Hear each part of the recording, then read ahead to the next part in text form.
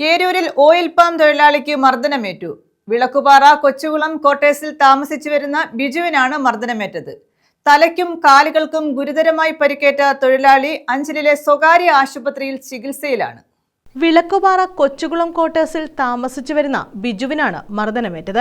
സംഭവത്തിൽ തൊഴിലാളിയായ ഷൈജുമോനെയും ഓട്ടോ ഡ്രൈവർ ശ്രീകുമാറിനെയും ഏരൂർ പോലീസ് കസ്റ്റഡിയിലെടുത്തിട്ടുണ്ട്. കസ്റ്റഡിയിലുള്ള ഓട്ടോ ഡ്രൈവർ ശ്രീകുമാറിന്റെ ഭാര്യ ഓയിൽ ഫാമിലെ തൊഴിലാളിയാണ്. എന്നാൽ പല ദിവസങ്ങളിലും ക്വാർട്ടേഴ്സിന് മുന്നിൽ ശ്രീകുമാർ എത്തുന്നത് മർദ്ദനമേറ്റ ബിജു ചോദ്യം ചെയ്തിരുന്നു. ഇതിനെ തുടർന്ന് തൊഴിലാളിയായിട്ടുള്ള ഷിജുമോനും ശ്രീകുമാറും ചേർന്ന് തന്നെ മർദ്ദിച്ചതായാണ് ബിജു പോലീസിന് മൊഴി നൽകിയത്. മർദ്ദനമേറ്റ Biju CPI Bharathipuram local committee അംഗവും എസ്റ്റേറ്റിലെ A ഡിവിഷനിലെ കൺവീനറുമാണ്. സംഭവത്തിൽ ഏരൂർ പോലീസിന്റെ ഭാഗത്തുനിന്നും ശക്തമായ നടപടികൾ ഉണ്ടാവണമെന്ന് ഓയിൽ പാം AITUC തൊഴിലാളി യൂണിയൻ ആവശ്യപ്പെട്ടു. പറയുന്ന ആളുകളോട് രാഷ്ട്രീയപരമായിട്ടുള്ള വിരോധങ്ങളുണ്ട്.